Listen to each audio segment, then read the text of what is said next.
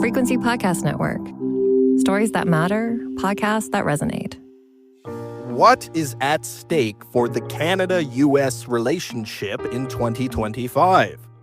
The political, economic, and cultural ties between our two great countries run deep. For generations, Canada and the United States have enjoyed a special relationship built on our shared history, cultures, values, and geography. But as strong as that bond is, it's not immune from disruptive and destructive forces. Though it may be often taken for granted in day-to-day life, that special connection we share with our southern neighbors is a pillar of our shared stability and prosperity. The Canada-US relationship benefits us all, every day, whether we're aware of it or not. Whether it's the free flow of goods and people between Canada and the US, the coordination of business, industry, and unimaginably complex continental supply chains, or the shared protection and promotion of the ideals at the bedrock of both our countries: liberty, democracy, and peace. The relationship we have with the geopolitical giant to our south has been integral to the development of both Canadian and American society. But like all long-term relationships, it faces tests and challenges. And the year 2025 is shaping up to be an historic one. President Trump has already pledged to use his executive powers to bring in a 25% import tariff on all goods entering America. Experts are watching closely for clues about what else the Trump administration has planned for its first 100 days. With any major disruptive policies, there are bound to be deep impacts on the Canada-US relationship. So, what's at stake?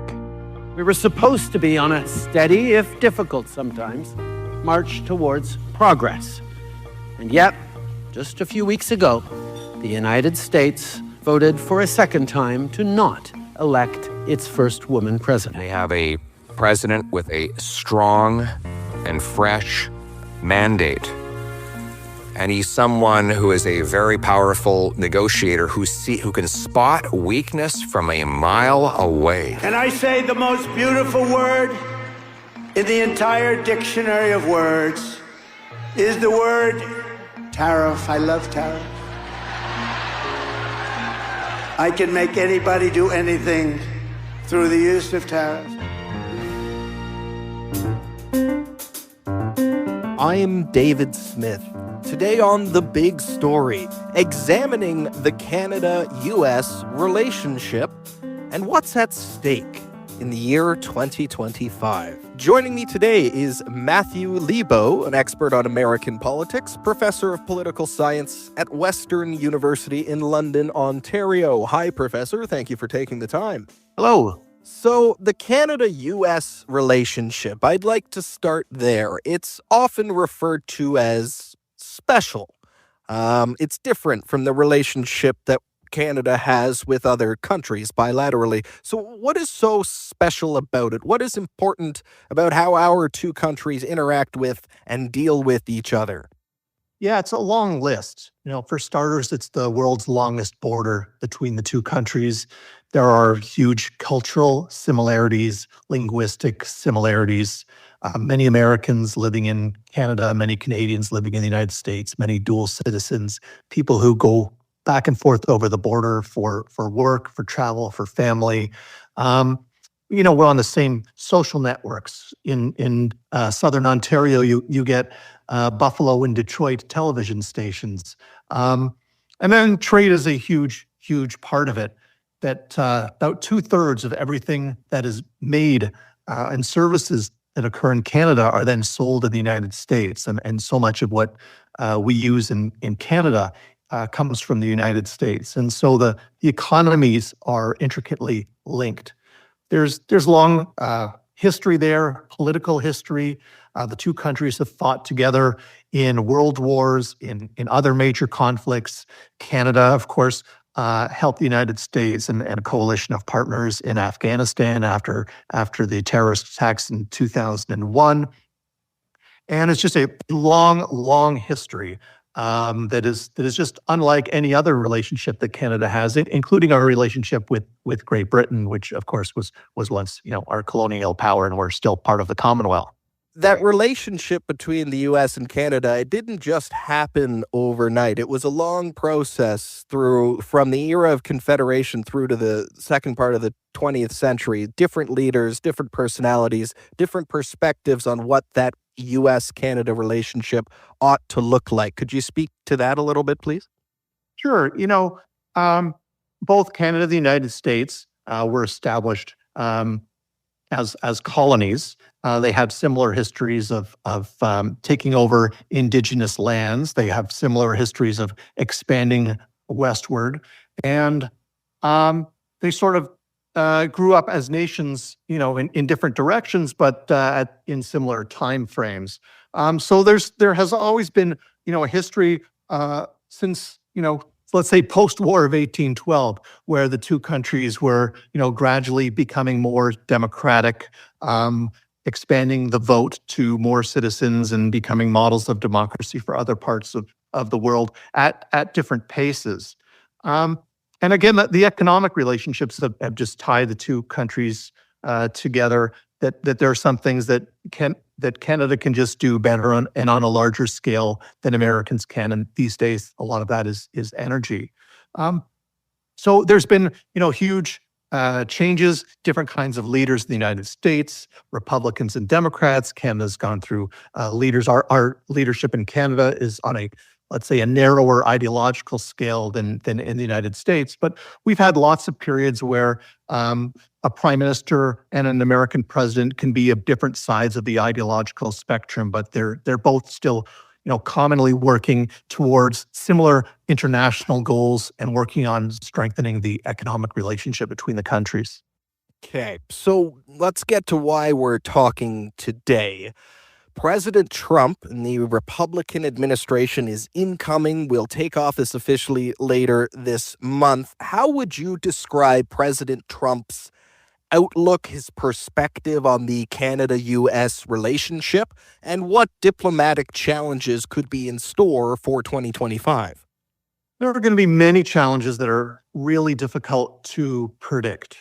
Donald Trump's outlook on individual countries can be very transactional. It can be based on what his feelings are towards a particular leader or his understanding or misunderstanding of how a relationship works. He doesn't really understand how tariffs work. He doesn't understand what a trade deficit is. And Canada has to somehow deal with someone who sees, threatening Canada in the way that, say, Vladimir Putin threatened Ukraine before he invaded, and sees that as something that's fun to do on social media. So it's very hard to know what he's serious about. It's very hard to see how other Republicans might hold him accountable, how his own cabinet, party, the Supreme Court might hold him accountable for doing things that, we've never seen an American president do. And his outlook towards Canada, it's very hard to say how it might be completely different under a conservative government than it is under Justin Trudeau and the Liberals. And we're, a policy of Canadian disengagement with the United States is probably, smart to think of ways that our economy can rely a little bit less on the United States. But really, we are just so closely tied that that's impossible.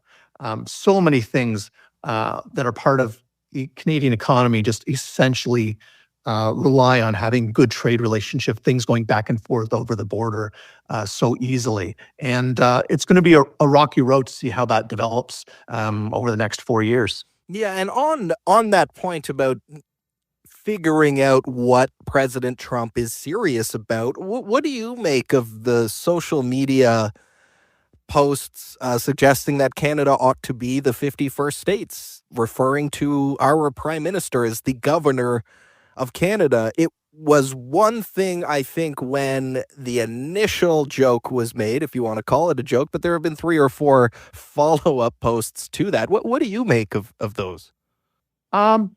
It is frightening. I don't think he appreciates that what he's doing is provocative, that he's the only way that Canada becomes part of the United States is the same way that Vladimir Putin thinks that Ukraine becomes part of Russia. And so, to try to imagine American troops coming into Canada like the War of 1812, it's just unimaginable. But you don't see people within his party, sort of setting him straight or talking about how, that's absolutely not going to happen. You see even people in Canada who entertain the idea like it's, there might be some good sides to it. About 10 or 15% of Canadians want to be part of the United States. That, of course, is quite different in some Western provinces. It certainly is extremely low in Quebec and among Francophone communities. And that's about the same percent of Ukrainians who want to be part of Russia.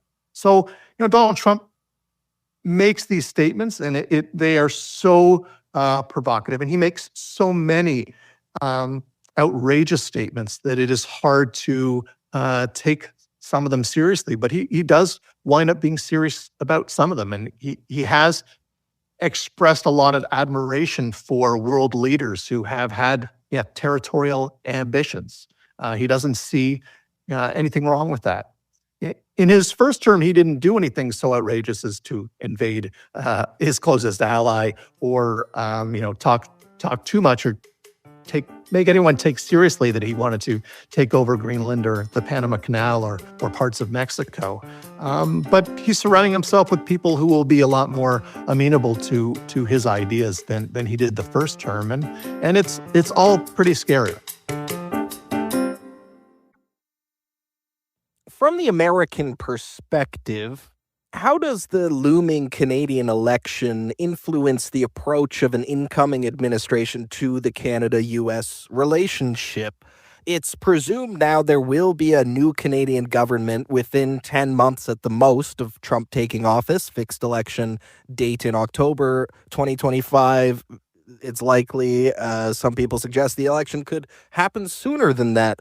So how does that change things? How does that work exactly? If you're the incoming Trump administration, do you want to spend a lot of time in meetings, forging relationships with the leaders and the staff in the Trudeau government if it looks like that government will likely be defeated sometime in the next year? How does that dynamic play out?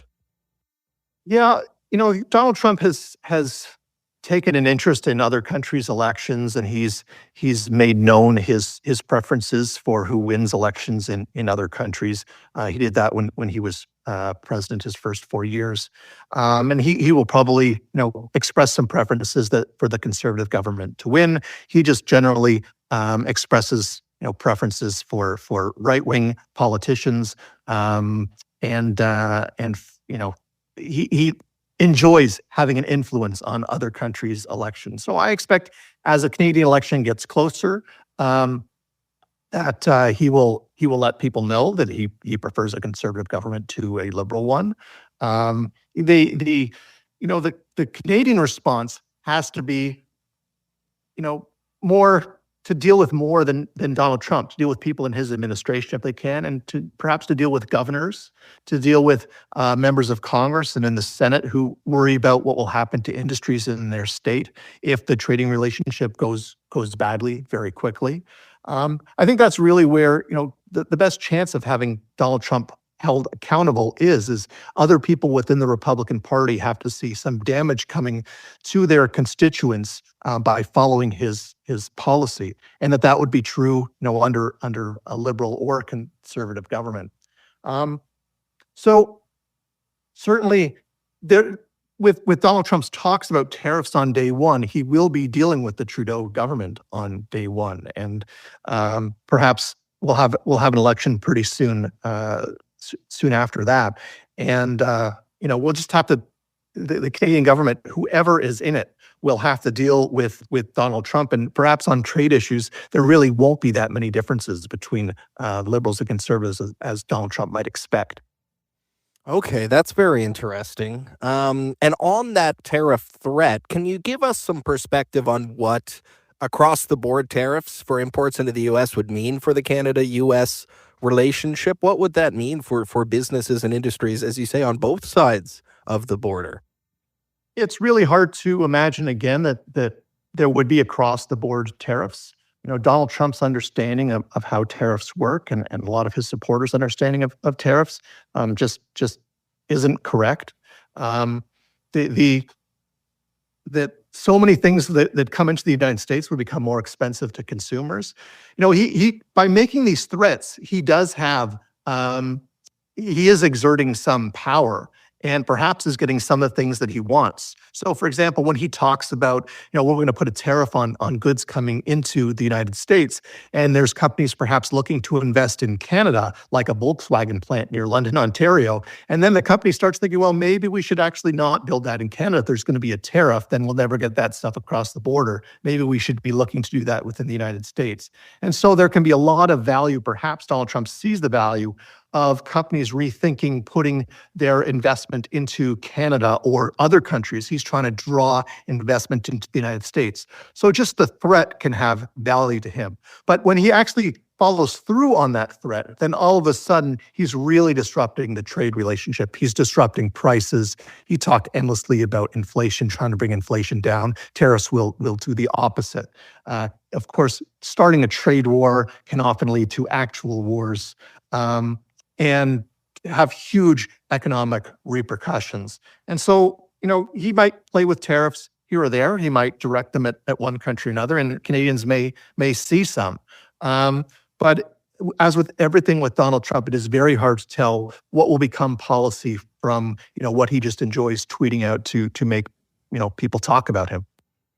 Yeah, that's an interesting point. The threat of the tariff spurs real action. We've seen the government of Canada come up with over $1 billion for border security over the next number of years, for example. So is it possible then that the utility of the threat of a tariff for Trump may be more so than an actual tariff once he takes office? Yeah, it's possible. He can say that he's going to do something. Then he can, when something happens, whether it was going to happen or not, then he can take credit for having done so. So, there were lots of policies that he threatened to change and didn't change. But when something came along, he could say, well, when I changed the policy, things, something that was good happened because I changed it. And when something that he didn't do led to something good, then he could say, well, my threat made something good happen. And so a lot of it is bluster, but it's very hard to build policies around that. And certainly he's got the Canadian government jumping to try and make, draw his attention, say, okay, Canada's done some things, and perhaps have him focus on some other country and his trade or other aspirations with other countries. Okay, thank you for that. To close today, the trade relationship obviously is dominating a lot of the news and the discourse. There's reason for that. A lot of money involved, $20 trillion or so. But what are some other key files you would say we should be watching that could test the Canada-U.S. relationship in the year to come? Well, everything in terms of international relations, and especially the differences will be stronger so long as the Liberals remain in power. So the Canadian government would be much more in favor of supplying Ukraine with aid. The Canadian government is much more in favor of getting a ceasefire, keeping Israel out of Gaza, keeping Israel from annexing Gaza or the West Bank. Donald Trump is going to be completely supportive of the Israeli government and Benjamin Netanyahu and having a free hand to continue what they're doing in Gaza. And Donald Trump will probably not want to give money to Ukraine. And so as co-members of NATO, you're going to see some splits there. And it could be, Canada, along with lots of other members of NATO, especially European allies, who want to continue to support Ukraine. In Europe, especially the further east you go, the more concerned they are about what Russia goes after if they win in Ukraine. And so it's really an existential crisis for a lot of Europeans. And Canada will probably be more on their side. And that can switch when we go from a liberal government to the conservative one that's coming. And perhaps, there'll be still some major differences there. But the United States is the essential member in NATO. Donald Trump is not a fan of NATO, and the advisors that he's putting around him are not either. And that's a real difference between now and the first term. And so international relations is just a big part of this long-term relationship, and that will really be strained as well. Well, with certainty, I can say it will be an interesting year to come, and that's about all I can say with certainty. Professor Lebo, thank you so much for your time today. I've really enjoyed the discussion, and I know our listeners have as well. Thank you again. You're welcome. Again, that is Matthew Lebo, professor of political science at Western University in London, Ontario, specializing in American politics and the Canada-US relationship. That was The Big Story. Thank you so much for joining us today. You can send us feedback on this episode or any other episode. We love hearing from you. Just send us an email, hello@thebigstorypodcast.ca, or leave a voicemail at 416-935-5935. You can find us on the Seeker app or on all your favorite podcast players. Please rate, review, follow, and share. I'm David Smith. Thank you for listening.